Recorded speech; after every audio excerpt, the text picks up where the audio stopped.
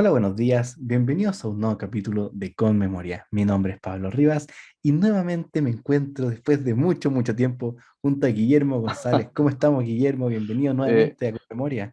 Muy, muy bien, muchas gracias.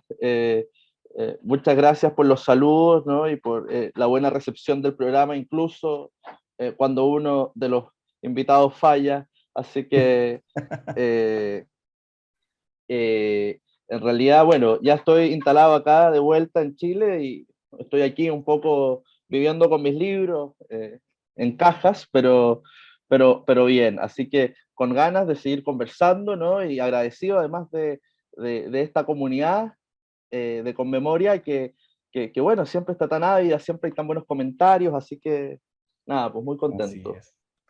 Así es. Bueno, estuve improvisando un poco el programa sin tu presencia, Guillermo, te fijaste en eso, pero se sacó adelante, se sacó adelante. No, pero a estas alturas ya lo podrás hacer Sí. solo. Pero siempre tus comentarios, Guillermo, ayudan bastante, bastante para seguir aprendiendo más. Así que bueno, Guillermo, ¿qué tenemos esta semana? Abarcaremos del 3 de octubre a el 6 de octubre. Vamos a tener personajes Exacto. bastante interesantes. Tenemos como siempre efemérides chilenas. Así que bueno, partamos a lo que venimos. Entonces, vamos a partir de este día lunes 3 de octubre, pero del año 1849 vamos a recordar que el autor americano Edgar Allan Poe es encontrado delirante en una zanja en Baltimore, Maryland, en misteriosas circunstancias. Se comenta que sería de las Sea, últimas veces que sería visto con vida, el autor del exacto. Cuervo. Es bastante terrorífico, ¿no? Además, si pensamos en Maryland, Baltimore, una ciudad como de niebla, ¿no? Es un poco tétrico, ¿no? El autor del Cuervo efectivamente tiene ese aspecto, podríamos decir. Eh, yo no lo llamaría de terror, ¿no? El terror es un género bastante moderno para nosotros, como lo entendemos, ¿no? Actualmente incluso ya un poco vaciado de contenido, ¿no? Hoy día cuesta encontrar una buena película de terror. Eh, es de ese género Cierto, es complejo cierto. hoy día, ¿no? Eh, eh, Poe es más bien parte de un movimiento que podríamos llamar, o algún autor así llamó, existe entre la muerte de la religión y la aparición del psicoanálisis, ¿no? Es como ese momento en el siglo XIX donde el espiritismo, los fantasmas y los vampiros existen, ¿no? Todavía el mundo no es lo Claro. suficientemente moderno para acabar con esos resabios, podríamos decir, de la imaginería espiritual, eh, y por lo tanto existe un mundo intermedio, ¿no? Que habita entre lo humano y lo espiritual, pero de manera muy concreta, ¿no? Esa es la diferencia, ¿no? No quiero decir que lo espiritual no exista en el mundo moderno, pero claramente eh, llega a un punto de abstracción o de relación con nosotros que es más complejo. Eh, por lo tanto, Poe podríamos decir es la clave de este mundo, ¿no? De esta imaginería, de lo que tradicionalmente, ¿no? Hablamos de el terror. Realmente es una persona compleja humanamente, siempre tuvo, en ese sentido, muy contemporáneo, ¿no? Impacta mucho respecto a sus preocupaciones primeras, ¿no? Una persona con problemas de identidad, podríamos decir, ¿no? Una familia que nunca lo adopta, ¿no? Él tiene un poco el problema del abandono, ¿no? En su primera infancia, va a ser cercano, ¿no? Una familia que nunca le dará de alguna manera el lugar de ser totalmente hijo, ¿no? Una familia más bien acomodada de Virginia. Eso le permite, eso sí, tener una carrera en el ejército y tener un paso por la universidad, que abandonará, dedicado a la escritura, una depresión importante, también momentos de ira. Además hay que sumar, y esto es mucho decirlo para el siglo XIX, una drogadicción importante. Eh, Podríamos decir, una especie de actitud fármaco dependiente. Eh, Ok. Y alcoholismo también. También, ¿no? Eso, y todo mezclado. ¿Por qué digo que es mucho decir? Porque en el siglo XIX tenemos una sociedad que es opioadicta, es decir, tenemos una sociedad que de por sí eh, consume, ¿no? Una cantidad importante de drogas, ¿no? Muy desinformada y de manera un poco, sin responsabilidad, podríamos decir, sin conocimiento. Y por lo tanto, ya haber pasado esa brecha un poco socialmente tolerable, y tener una persona ya que sea considerada, ¿no? Drogadicta era bastante, ¿no? Había un daño físico importante, ¿no? Y psíquico. Eh, por lo tanto, la muerte, ¿no? Esta muerte en extrañas circunstancias que no se sabe y se le encuentra literalmente, bueno, en una zanja, ¿no? Tirado, es parte quizás de un corolario de esta trágica, ¿no? Y atormentada vida, ¿no? Que es Poe. Así que es como parte, es como también tiene una forma también literaria de entenderse, ¿no? Este final.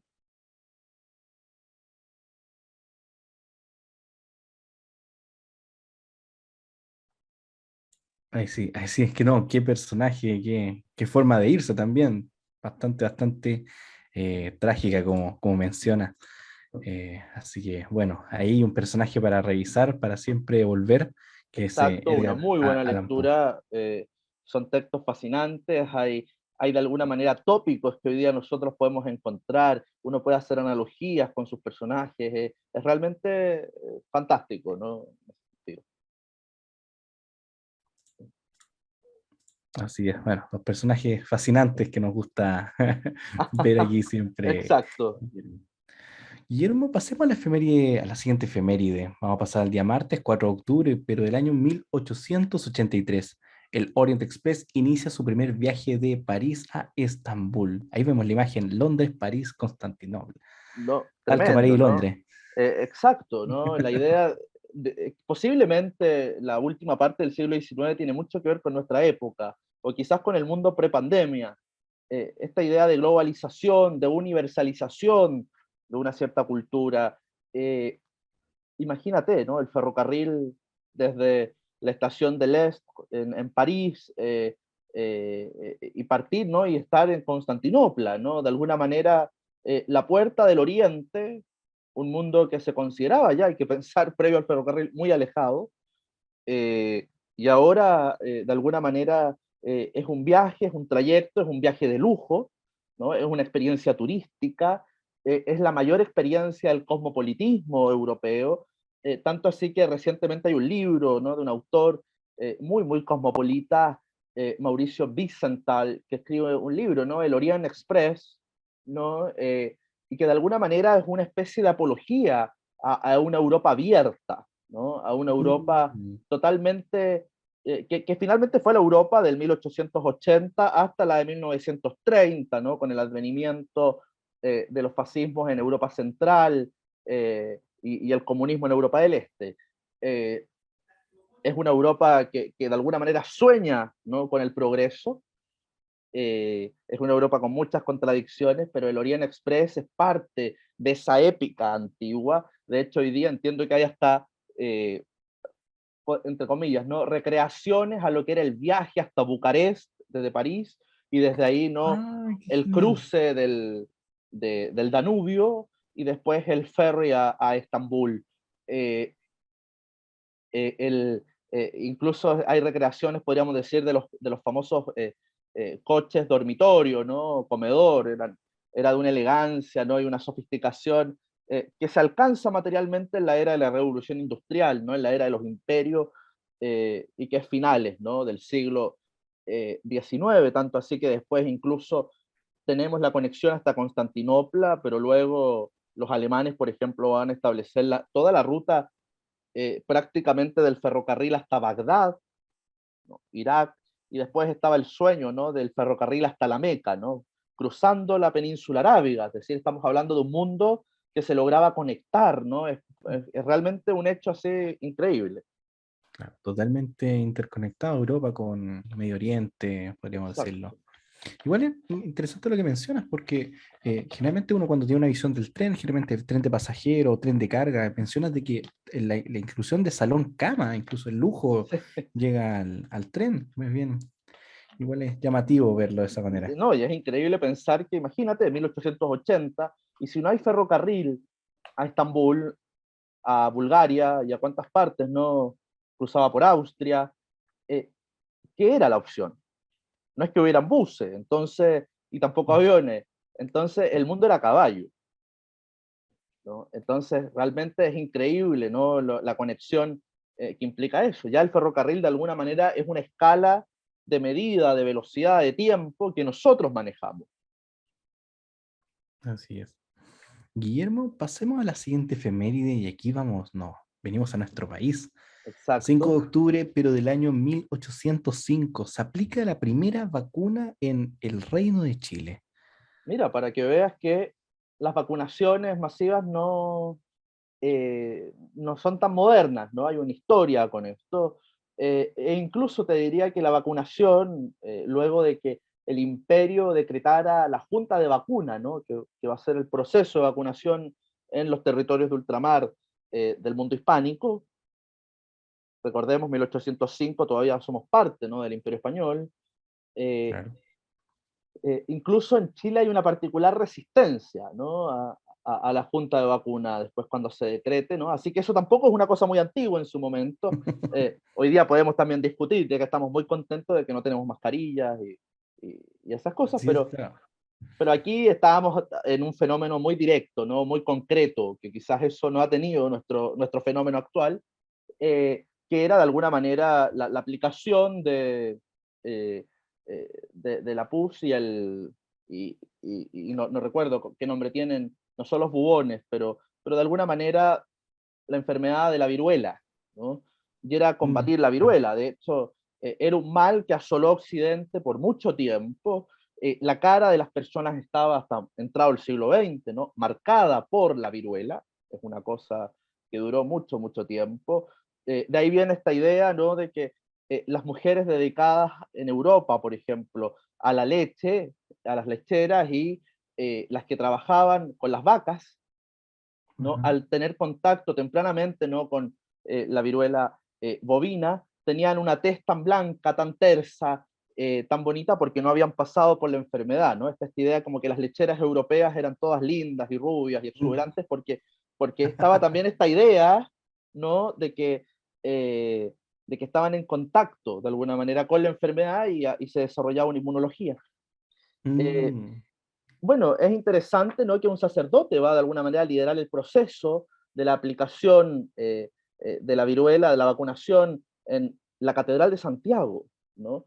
El padre Chaparro. Luego se va a establecer una junta, como te contaba, de la vacuna de la viruela, que era el gran invento europeo del momento, ¿no? El famoso Edward Jenner, ¿no? Que es el médico que de alguna manera es capaz de ver, ¿no? Incluso en lo que es una granja familiar de él, ¿no? Esta idea de que las personas que están en contacto con la lechería no se están enfermando, ¿no? Y empieza a hacer esa mm, relación de observación, de investigación, y logra dar con este ejercicio inmunológico tan vital, ¿no? Para la humanidad, ¿no? Hoy día la viruela no es una cosa que azote a comunidades y ciudades enteras como sucedía en Europa prácticamente hasta el siglo XIX. Eh, la junta de vacunas fue muy relevante, en el Imperio Español fue el gran momento, podríamos decir, científico del Imperio Español, ¿no? Lo que se llamaba la ciencia imperial, ¿no? Una monarquía de alguna manera pone la ciencia al servicio de sus súbditos.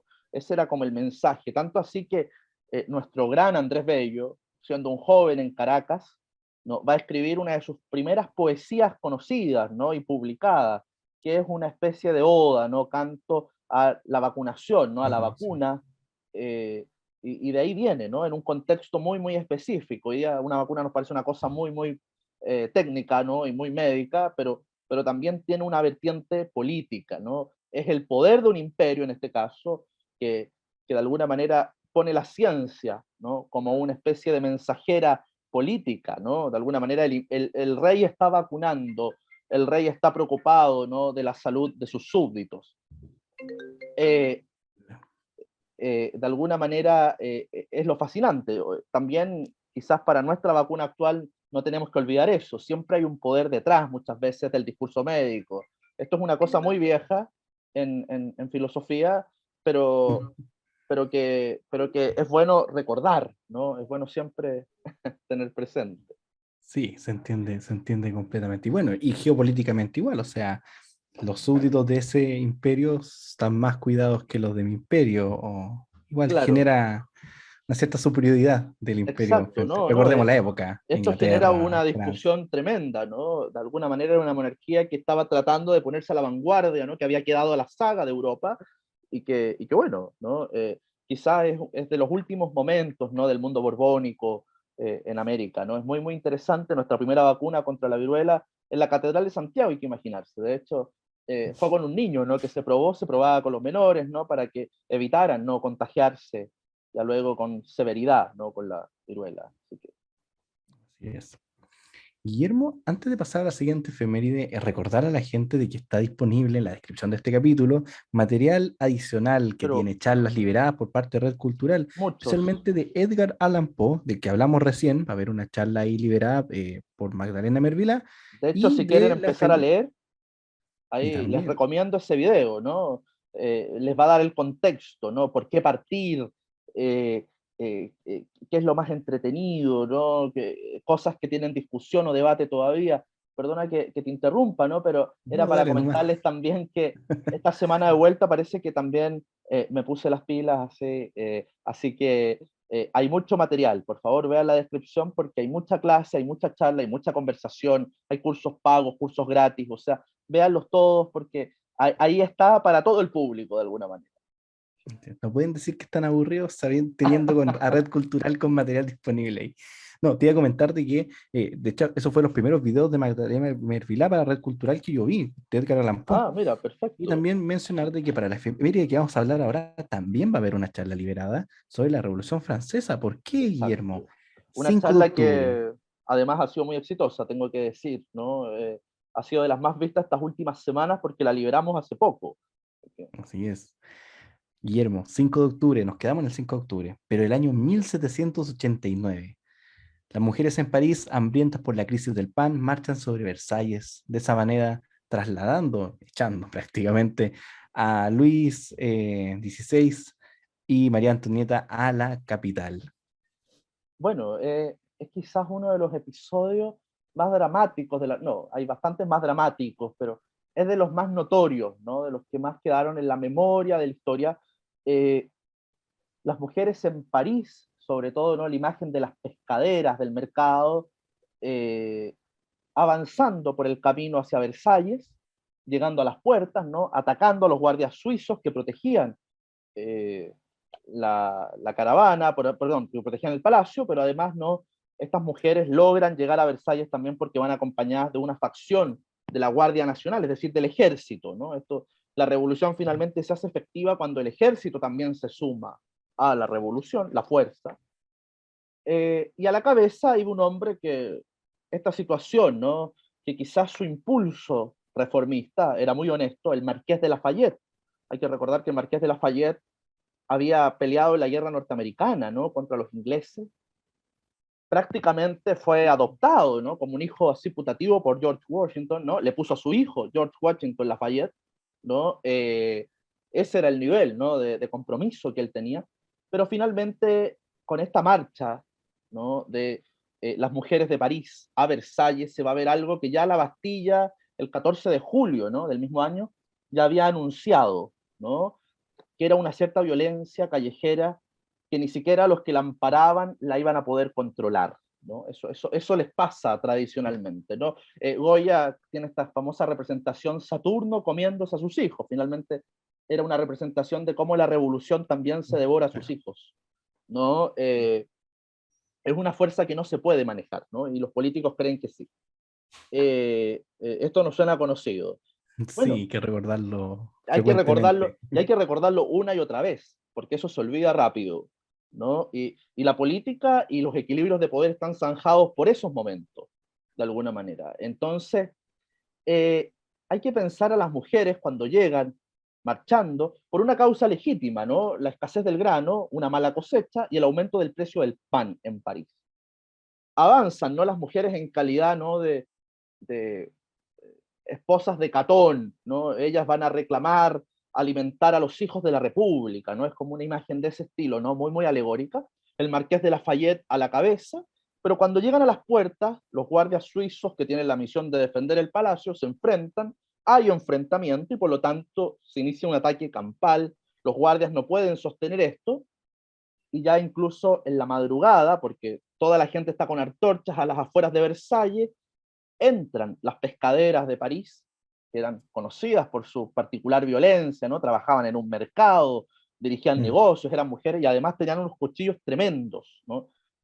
que los llevaban afilados, marchando, y entran al palacio, ¿no? De hecho, se dice que la reina con sus hijos solo pueden escapar por el paso de un closet, ¿no? De una cámara a otra, ¿no? Dentro de la residencia real, en donde se junta toda la Mm. familia, ¿no? Atacan varios guardias y matan a varios guardias de manera muy sangrienta, ¿no? Ya se estaba mostrando un poco esa cara del pueblo enardecido que podía destruirlo todo, ¿no?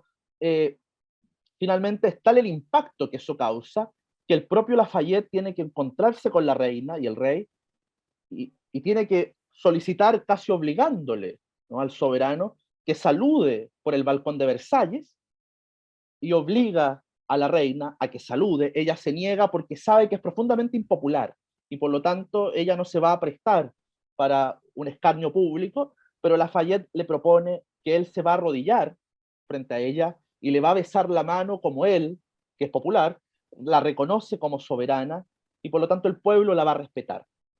Hacen ese gesto muy, muy humillante en algún momento, ¿no? Porque siempre está la violencia ahí al límite, ¿no? En cualquier momento esta gente puede estallar, Claro. además acompañados por una facción del ejército que se está sumando a esto, y finalmente la negociación, que es una imposición que no se puede obviar, es que el rey tiene que dejar Versalles, ¿no?, y hacer una especie como de gesto directo, ¿no?, paternal, ¿no? Partir a París para acompañar a su pueblo. Esa era la imagen, ¿no? Y se le instala en el Palacio de las Tullerías, que luego el palacio va a ser igual de atacado Mm. varias veces, de hecho, como fue Versalles, Exacto. ¿no? Esto no va a cambiar en nada este impulso de violencia, pero es importante recordarlo porque de alguna manera eh, fue ese gesto, ¿no? Y fue el torpe gesto de la clase política moderada que trata de manejar aquello, ¿no? Lo que nos va a demostrar de alguna manera el ocaso del antiguo régimen de manera así paulatina. Después de esto ya, y sobre todo con un rey que vuelve a París supuestamente a abrazar a su pueblo,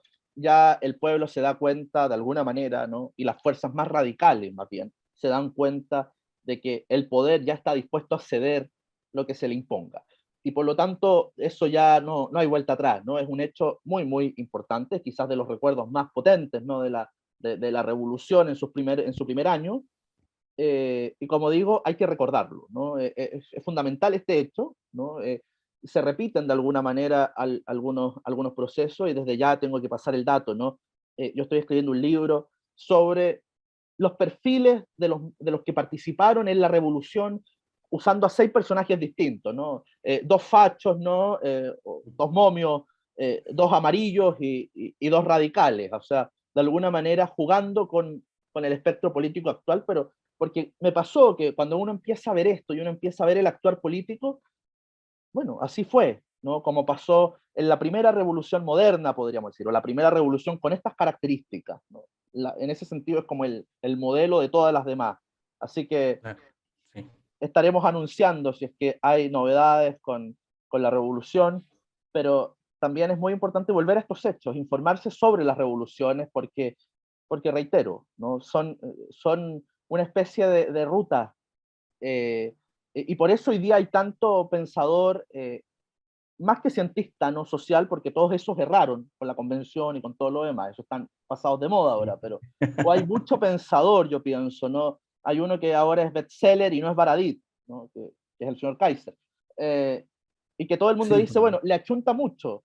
Y yo creo que es porque tiene un muy buen análisis de estos hechos. O sea, está pensando en cómo operan las revoluciones tradicionalmente y por lo tanto, en general, muy pocos descubren la pólvora con esto. Entonces, en política, la política siempre ha sido muy, muy parecida, ¿no? Y se por lo repite un tanto poco. se repite mucho. Así es. Bueno, siempre es impactante ver a las mujeres marchando pidiendo alimento para su hijo. Eso ha pasado no solamente en Claro, las revoluciones, sino que con claro, cualquier ¿no? tipo de Lo que te diría crisis. de este hecho, ¿no? Y que de alguna manera ha sido súper como puesta su interpretación en los libros de historia, ¿no? Que era el pueblo hambriento, ¿no? Clamando. Pero finalmente quienes ganaron con esto fue una minoría, ¿no? Que Oh, pudo radicalizar el proceso, me ¿no? suena parecido. Y ahí está Ahí mi está. conflicto, ¿no? ¿Quién hoy día no podría compadecerse del hambre, ¿no? De un pueblo? Eso sería absurdo, no hacerlo, ¿no?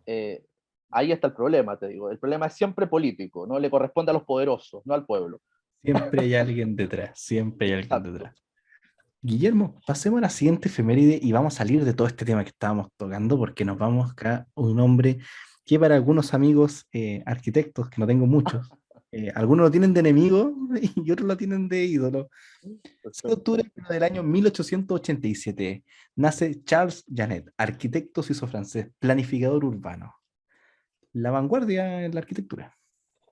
Bueno, ¿no? Le Corbusier, ¿no? El famoso Le Corbusier, ¿no? El hombre así, el que revoluciona, ¿no? El que quita detalles, ¿no? El padre de la forma, ¿no?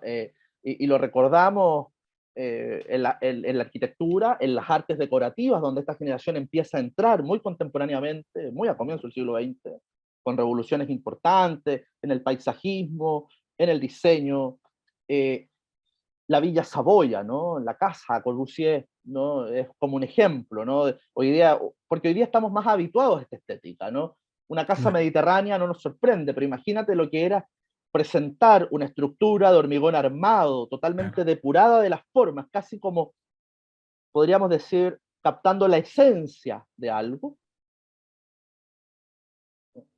eh, y de alguna manera eh, era realmente revolucionario, ¿no? Uno puede tener discusiones estéticas y conflictos eh, ¿cómo se llama? Con Le Corbusier, pero el hecho es que de alguna manera también da un paso a una arquitectura moderna, no solo en el sentido estético, quiero decir, también en el sentido funcional, en el sentido habitacional, práctico. O sea, pensemos en los departamentos modernos, pensemos en un blog, pensemos en la influencia de Bauhaus, o sea, eh, también es un mundo que tiene que en el siglo XX empezar a pensar en la vida de grandes mayorías que no han participado, podríamos decir, de la historia de la arquitectura y el diseño anteriormente, ¿no? De alguna manera también hay un ejercicio democratizador, aunque en general esta gente siempre nos parece eh, eh, muy fina, ¿no? Y muy intelectual y muy alejada de esos mundos, pero de alguna manera también hay revoluciones en ese plano, ¿no? Son personas muy intelectuales también, cuando son inteligentes, como lo era sin duda, ¿no? Le Corbusier, que era muy talentoso. Así que, no, es un infaltable, ¿no? Es un... Sí, espero que mis amigos no se peleen cuando les mande esto. Exacto, Son exacto, todos, pero los arquitectos. Pero bueno, ahí está personaje, siempre importante, les guste o no. exacto. Guillermo, pasemos a otro personaje fascinante también de otra área, nos vamos al área de la física. 7 de octubre del año 1885 vamos a recordar el natalicio de Niels Bohr, físico danés, creador de la física cuántica y ganador del premio Nobel del año 1922. Exacto, ¿no? Es danés, ¿no? Miembro, bueno, fue profesor catedrático de física teórica en Copenhague. De alguna manera es el impulsor, podríamos decir, de los estudios físicos en el mundo nórdico. Es parte también de esa élite judía europea, ¿no? Tan intelectual, tan próspera antes de la guerra, ¿no? Y también es parte, ¿no? De esa élite que de alguna manera es la tragedia de la Segunda Guerra, ¿no? Para el mundo judío particularmente, termina significando para los Estados Unidos una gran ganancia, y no solo para los Estados Unidos, incluso América Latina, Chile, recibió intelectuales, profesores, ingenieros, figuras muy notables de Europa, de esta Europa muy avanzada antes de la guerra, antes de la primera incluso, ¿no? Son generaciones que están muy marcadas también por las guerras, pero también por el ascenso de la burguesía, el comercio, y el caso ¿no? Particular de Bohr es que es de esa generación que llega a los Estados Unidos antes de la guerra y es un hombre que va a participar en lo que vamos a llamar el famoso proyecto Proyecto Manhattan, ¿no? Manhattan, sí. de Nuevo México en torno a la energía nuclear. eh, y luego, ¿no? Luego de aquello, porque además en ese momento había un cierto convencimiento del desarrollo nuclear del mundo alemán, del mundo germánico, y por lo tanto era también una especie de lucha contra el tiempo, ¿no? Una carrera por el control, ¿no? Del átomo, eh, y luego va a ser un importante activista, podríamos decir, o una persona que va a hablar constantemente por el uso de la energía nuclear en el sentido energético, es decir, en el sentido que nosotros modernamente lo entendemos, iba a ser también muy partícipe y muy interesado en ese proceso para el mundo nórdico, para Dinamarca, así que también una figura clave, ¿no?, en la historia. Así es, Guillermo, personaje también interesante. Bueno, los que estuvimos, lo acordamos algo de física, lo conocemos de manera Claro, muy superficial, pero bueno, ahí pueden ir estudiando y averiguar más de Bohr. claro.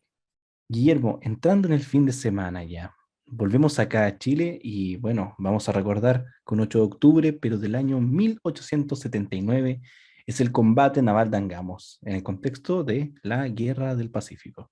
Así es, recordemos que el contexto, ¿no?, de nuestro combate de Iquique, ¿no?, lo que fue eh, ese gran momento, ¿no?, en nuestra historia, pero trágico en términos de la campaña marítima de la guerra. Bueno, es un contexto en que Chile, la Armada chilena ha avanzado hacia el Callao, y de alguna manera es en el fondeadero de Iquique donde el Huáscar no se encuentra, ¿no?, con la Esmeralda, ¿no? Y ahí está el hecho, ¿no?, de Iquique.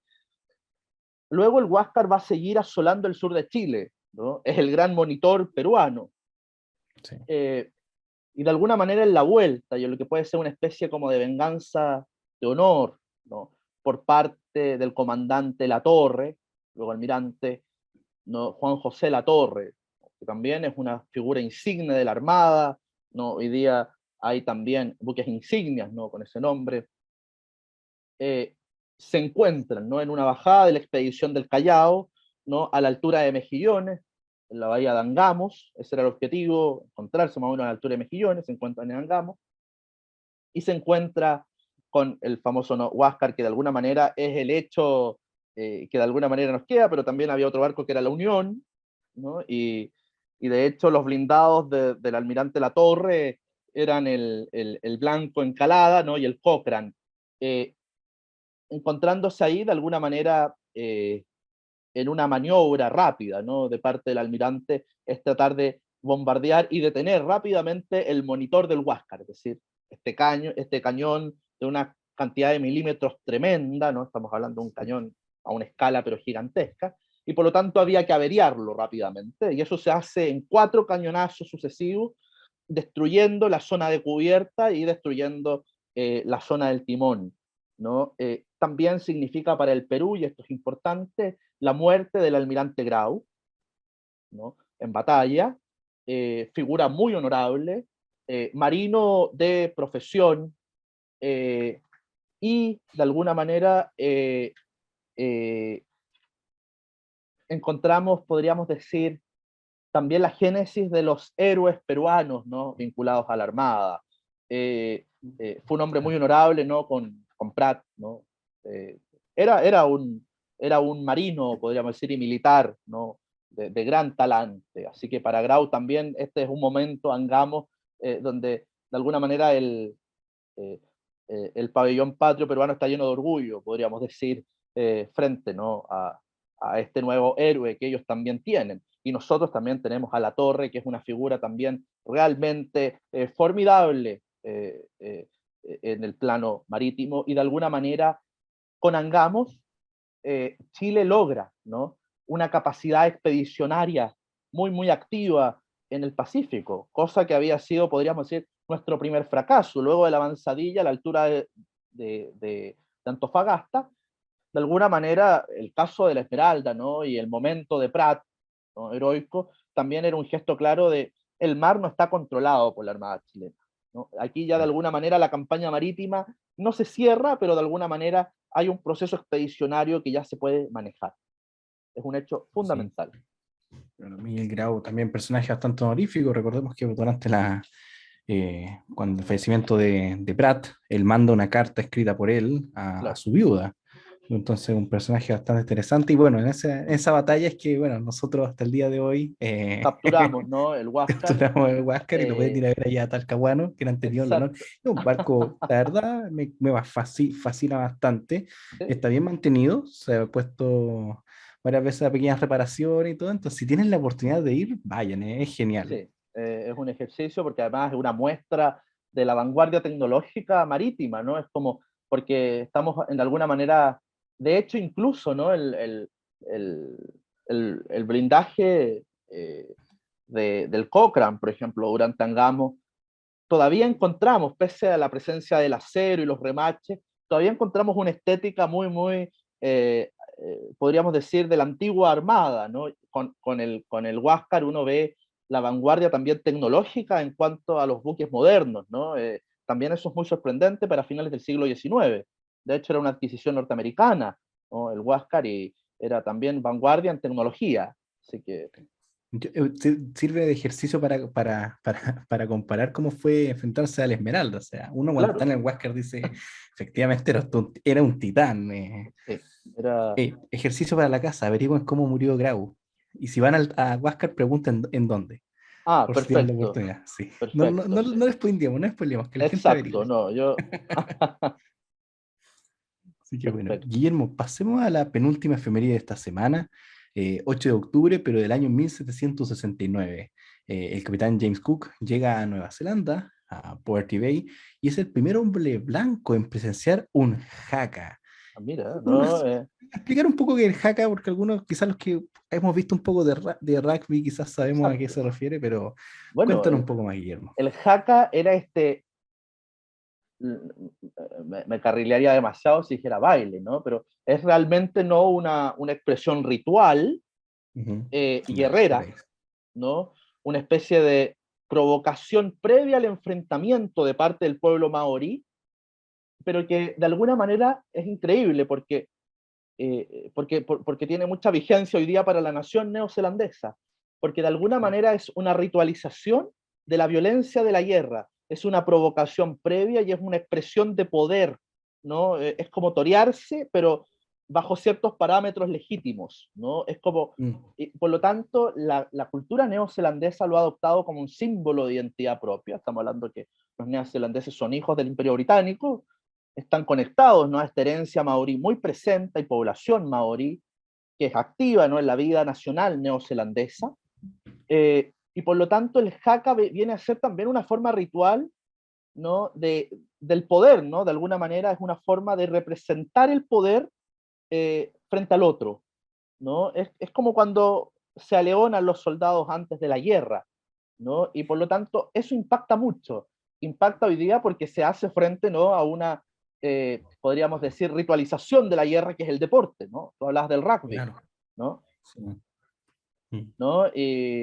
Y cuando vemos a los Blacks, ¿no? En Auckland, ¿no? Y hacen estos ejercicios, o en Wellington, de alguna manera también es una simbología exterior, ¿no? De la guerra, pero también del debate político, social, de los conflictos, porque de alguna manera es un momento de liberación, ¿no? Tiene ese como, es muy admirado, ¿no? Como tal, se considera un acto, podríamos, hoy día llamaríamos republicano, ¿no? Es muy, en ese sentido, muy civil, ¿no? Es como algo muy nacional.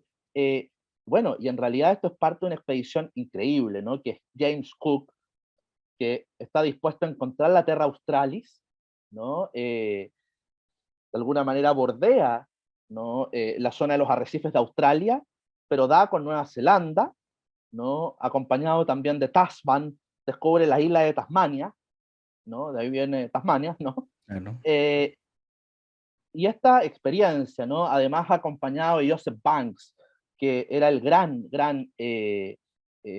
botánico del momento y que descubren este mundo completo. O sea, hay que recordar que Oceanía es un subcontinente completo que tiene una especie botánica, eh, floral, fauna y humana, ¿no? Realmente totalmente eh, distinta, ¿no? Al resto del mundo. Nada de lo que uno vio en Oriente se encuentra aquí en Oceanía, por lo Parecido, claro. tanto, era una cosa increíble. Hay que imaginarse a Cook viendo a estos hombres que tenían ciertos rasgos orientales, pero que eran grandes, ¿no? Que de alguna manera habían tenido un desarrollo frente a una naturaleza enorme, ¿no? Y verlos ritualizar habría sido una cosa no realmente increíble. Hay que pensar también en pleno siglo XVIII haber llegado a esa parte del mundo. Si de Chile cuesta, que también estamos en el fin del mundo, imagínense del norte del mundo. O sea, es una cosa realmente alucinante. Yo los invito, ¿no?, a ver nuestra charla sobre la expedición de Cook, y los invito a ver muchos Sí. documentales que hay, ¿no? Creo que en Amazon, en Apple TV, hay un documental que lo hace Sam Neill, el protagonista de Jurassic Park, eh, y, Interesante. y que él hace la ruta del Capitán Cook, ¿no? Entiendo que se cumplió un aniversario, y es realmente una cosa increíble, ¿no? Hay que imaginarse lo que habrá sido haber estado, ¿no? Haber descubierto Nueva Zelanda, o sea, haber estado en la zona de los arrecifes de Australia, ver animales que nunca se vieron, plantas que, o sea, es realmente una cosa alucinante. Así es. Guillermo, pasemos a la última efeméride. Recordar, la charla va a estar disponible en la descripción, por si Exacto. acaso. Y sobre este personaje que vamos a hablar también, Bárbara Bustamante también, está liberada una charla. Berlín, una ciudad dividida. ¿Por qué? Vamos a terminar la semana, Porque, Guillermo. 9 de porque octubre del año 1953. Konrad Adenauer es electo canciller de la República Federal Alemana. estamos hablando de quizá uno de los hombres más grandes del siglo XX y hablamos poco de él, ¿no? Para la importancia que tiene, sobre todo porque era de un talento político único. Yo creo que los políticos de la reconstrucción siempre son más complejos que los políticos de la guerra, Hmm, ¿no? Unir a un pueblo es mucho, ¿no?, más difícil que separarlo. Eso lo hemos aprendido nosotros, muy de cerca. Eh, Sostener a una nación en tus hombros es muy difícil. Es una cosa que requiere no que requiere de gran política, ¿no? Existe la vocación política, pero ser un gran político, esos son excepcionales, una ¿no? cosa, claro. Están, pensemos, ¿no?, eh, eh, pensemos, no sé, en Churchill, ¿no?, que lo difícil no era ir a la guerra, ¿no? Lo difícil es mantener a un pueblo con ánimo de estar en una guerra. Es decir, eso es lo complejo. Ese es el momento más oscuro, ¿no?, de alguna manera de la carrera. Adenauer es una figura de ese espíritu. Es el hombre de la reconstrucción alemana después del 45. Es el hombre, bueno, alcalde de Colonia durante el periodo anterior, parte de la administración del Estado alemán, un hombre que de alguna manera tiene que hacerse cargo de eso, ¿no? De haber sido de alguna manera un continuador de lo viejo, pero tiene que armar a su país. Y tiene que armar un país dividido, un país que la mitad le pertenece a la Unión Soviética prácticamente, y que lo ocuparon como tal. Aún así logra el rescate de más de 10.000 soldados alemanes prisioneros en campos de guerra de la Unión Soviética, cosa que era un destino fatal para esas personas. Claro. Y es un hombre que se compromete humana y personalmente con la reconciliación de los alemanes. O sea, es un hombre que se acercó profundamente al pueblo judío, y Adenauer tenía una característica importante, ¿no? Que me gustaría recalcar. Era católico incluso al igual que el general de Gaulle en Francia. Incluso eran muy cercanos, ¿no? Mm, De hecho, el famoso Tratado del Elíseo, ¿no?, que es la firma de Adenauer para la reconciliación, la frontera, las relaciones económicas francesas durante la administración de Gaulle en la Quinta República, es también el símbolo máximo de la reconciliación de dos países que llevaban prácticamente un siglo en guerra. O sea, los alemanes y los franceses se han odiado en la modernidad.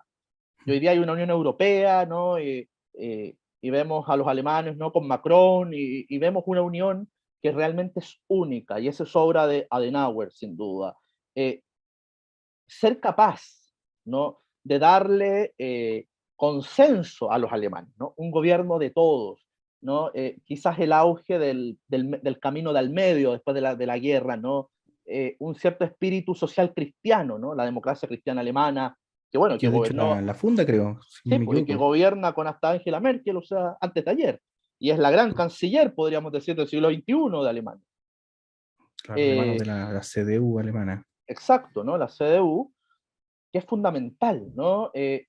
Bueno, de hecho, cuando se juntaba con el general de Gaulle, iban a la casa de él, que se llamaba la Boisserie, eran muy amigos, ¿no? Y el pueblo estaba en un lugar que se llamaba Colombie de dos églises, ¿no? Colombie, las dos iglesias, se llamaba el pueblo.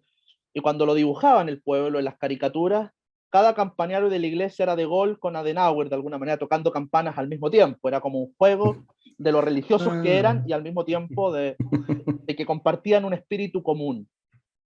Bueno, Simpático. como hablábamos, ¿no? La democracia cristiana en ese sentido en Europa fue fundamental, ¿no? Nosotros tendemos a pensarla bajo el estándar chileno, ¿no?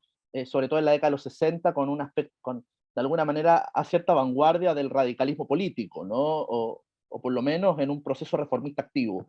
Pero en Europa fue fundamental para la reconstrucción, y en países como Italia, figuras como Augusto del Noce, de la democracia de la democracia cristiana italiana, eh, evitó finalmente el ascenso del Partido Comunista para hacer gobierno y para formar coalición.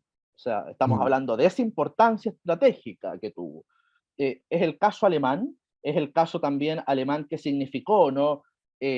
Las negociaciones, podríamos decir, a la cabeza, ¿no? Con Adenauer de la Alemania federal, las negociaciones con alguien muy difícil como Walter Ulbricht, ¿no? Que se caracterizó por haber sido profundamente prosoviético y profundamente mentiroso con su pueblo, ¿no? Ulbricht es el que dijo, por ejemplo, que no va a haber muro, ¿no? Para que veamos el tipo de mentiras, ¿no? Que era capaz de sostener. Eh, y de alguna manera del año 53 también es este consenso lo que va a generar lo que conocemos como el milagro alemán.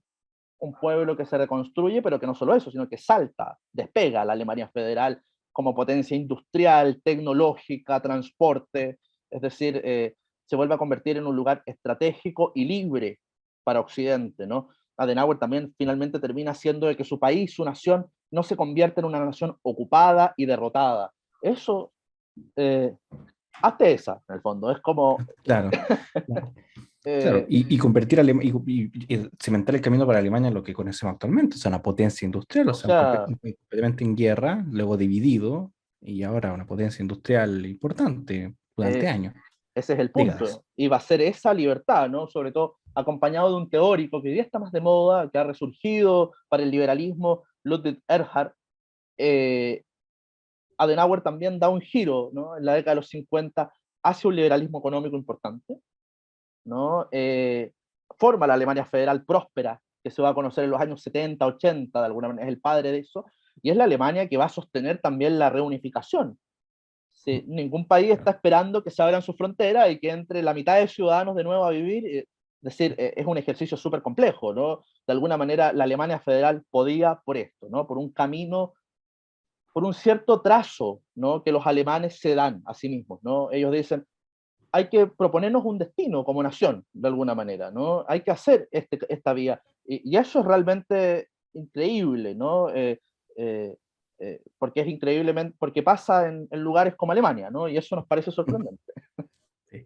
Ahora que, antes de terminar el capítulo, Guillermo, se me viene a la mente el personaje que hablamos la semana anterior, o que bueno, hablé la semana anterior, Claro, que fue sobre el discurso de Bismarck, que fue sobre sangre y hierro, en el cual sí, está esta unificación de estos pueblos, obviamente comandados desde Prusia, pero nuevamente es una unificación en este caso a la fuerza, o sea, literalmente sangre y hierro, y claro, aquí es totalmente una unificación, pero después de una guerra, son exacto. unificación, Eh, pero visto de dos maneras distintas.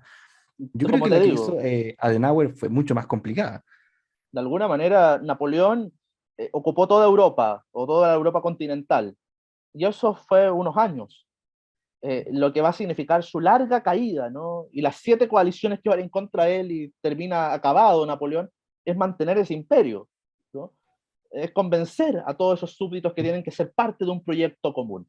Eh, por eso digo, ¿no? Que figuras para mí como Churchill, De Gaulle, Adenauer, son figuras que tienen esa importancia, ¿no? Son genuinos padres de la patria, en el sentido de que permitieron que Alemania pudiera seguir siendo lo que era pese a todo, ¿no? Y pese a Claro, todo, a todo, estamos hablando de todo lo lo que más costó. terrible del siglo XX, ¿no? Es decir, eso es lo increíble.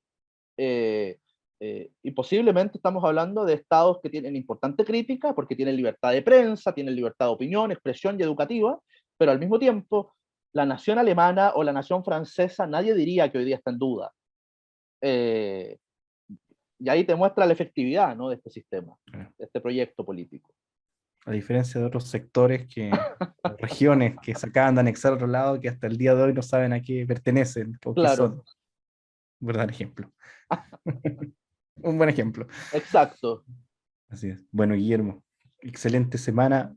Guillermo, exacto. muchísimas gracias por obviamente No, acompañarnos gracias, nuevamente aquí. gracias a ti y gracias al canal, como siempre, ¿no? Gracias a todos ustedes, en realidad, que nos hacen que esta conversación con Pablo, ¿no? Realmente la queramos hacer, ¿no? Que de alguna manera sea compartida, se arme comunidad. Reitero el agradecimiento al canal y bueno, y a ver el contenido, el material, ¿no? Así es. A seguirnos, pero por todas las redes sociales posibles. Así que, Ahí está con memoria en Instagram, pueden seguir. Así exacto. que, bueno, Guillermo, muchísimas gracias a la gente del canal, a la gente detrás que permite hacer este contenido. Esto fue un nuevo capítulo de Con Memoria para que sigan, obviamente, todos los lunes a las 9 de la mañana. Así que nos estamos viendo, que tengan Nos una vemos. excelente, Muchas excelente gracias. semana y tú igual, Guillermo, que estés muy bien. Hasta pronto. Hasta Chao, luego. chao. Chao, chao.